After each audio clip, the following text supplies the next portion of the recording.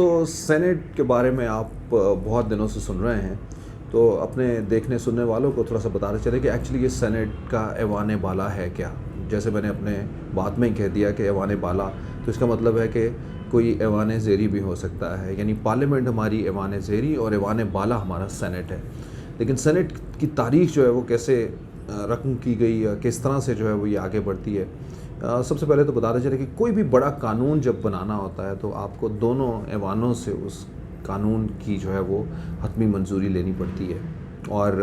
یہی وہ وجہ ہے کہ جس کی وجہ سے سینٹ جو ہے وہ بہت اہمیت رکھتا ہے، کیونکہ یہ ایوان بالا ہے اور یہاں سے جو ہے وہ منظوری لینا بہت امپورٹنٹ ہوتی ہے. اب دوسری جانب جو ہے وہ ہم یہ دیکھتے ہیں کہ ایک جمہوریت کے اس نظام کے اندر اس کی پارٹیسپیشن کس طرح سے ہوتی ہے. یعنی پنجاب جو اگر ہم یہ کہیں کہ 11 کروڑ سے زیادہ عوام کا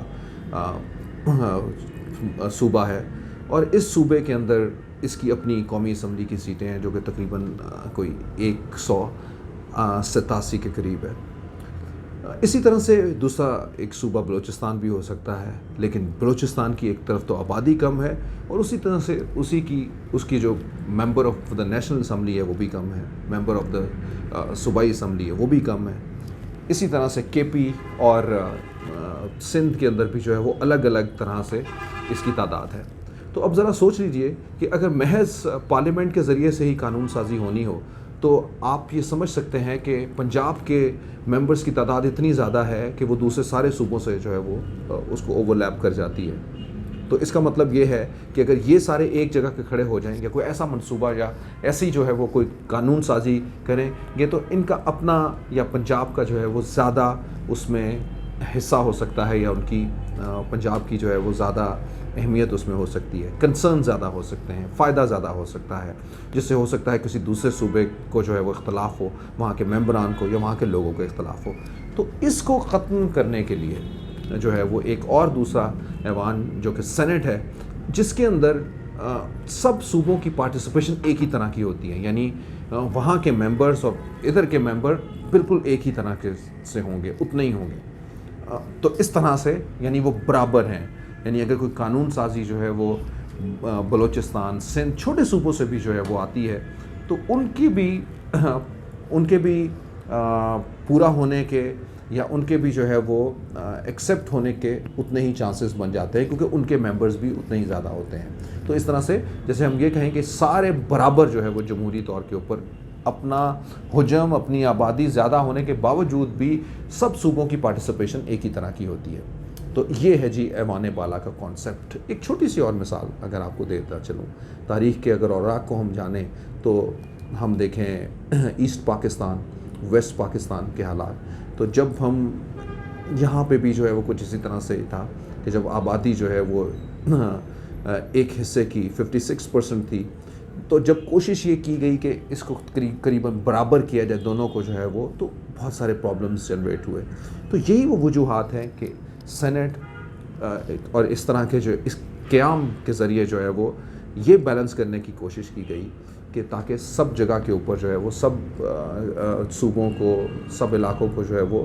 اس کی اہمیت کے مطابق ان کی برابر پارٹیسپیشن اس کے اندر جو ہے وہ ہو سکے. دوسری جانب جب آپ دیکھتے ہیں پارلیمنٹ کے اندر یہ بھی ہوتا ہے، ایک اور دوسرا جو ہے وہ سوال اٹھتا ہے کہ آپ عام طور کے اوپر ایک نیشنل اسمبلی کا حلقہ دیکھتے ہیں جس میں 5 سے 7 لاکھ لوگ بھی ہو سکتا ہے کہ وہاں کے لوگ ہوں جن کا ووٹ بنا ہو. اگر 5 لاکھ ووٹ ہیں، اور اگر 5 لاکھ ووٹ میں سے ہم نے یوزلی دیکھا ہے کہ جو لوگ امیدوار جیت رہے ہوتے ہیں ان کے 1,20,000 ووٹ ہو سکتے ہیں، ہارنے والے کے 90,000 ووٹ ہو سکتے ہیں، تیسری پوزیشن والے کے 80,000 ووٹ ہو سکتے ہیں. یعنی 5 لاکھ میں سے اگر 4 لاکھ لوگ ووٹ دیتے ہیں تو جیتنے والا جہاں پہ، اور 5-4 اس کے جو ہے وہ ڈیفرنٹ ممبرز ہوتے ہیں، تو جیتنے والا اگر 1,20,000 یا 25,000 ووٹ لے لیتا ہے، تو آپ یہ دیکھیں کہ اس کی مخالفت کے اندر بھی جو ہے وہ تقریباً 2.5 لاکھ ووٹ جو ہے وہ پڑے ہوئے ہوتے ہیں. یعنی 5 لاکھ میں سے 1 لاکھ ووٹ ایسے ہو سکتے ہیں جو ووٹ ہی کاسٹ نہ کریں، جو یوزلی ہمارے ہاں ہوتا ہے کہ ووٹ 100% کاسٹ نہیں ہوتا.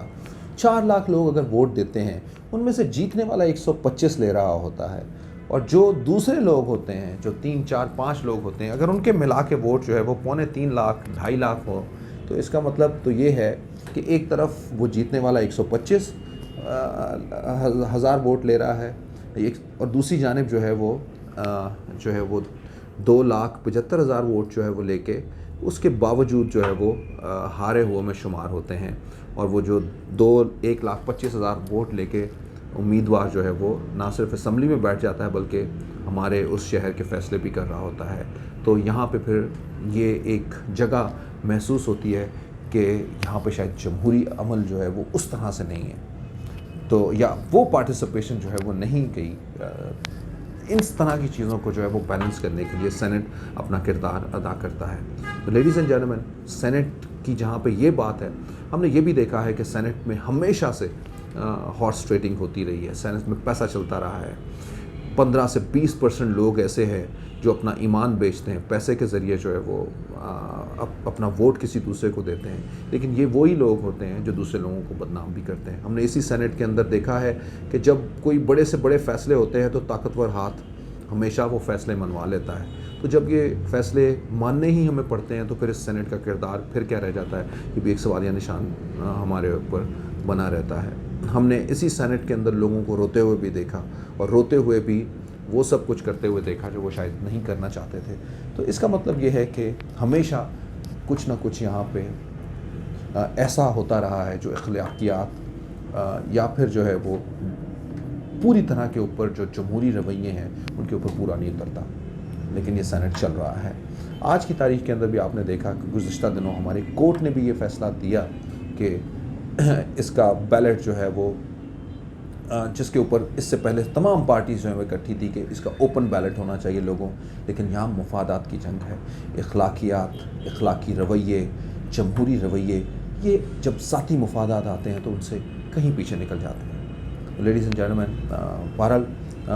جیسے میں نے آپ کو یہ کہا کہ یہ فیصلہ آیا کہ جس کے اندر جو ہے وہ ایک بار پھر سے جو ہے وہ اسی طرح سے ہی بنا کسی کو بتائے ہوئے، یعنی اوپن بیلٹ کا آپشن جو ہے وہ نہیں لوگوں کو دیا گیا، پھر بازار گرم ہوا، اور آپ نے آج دیکھ ہی لیا کہ کس طرح سے پارٹیز جو ہے وہ آگے بڑھی ہیں۔ لیڈیز اینڈ جینٹلمین، یہ ہے سینٹ، آپ بھی اپنی رائے دے سکیں گے۔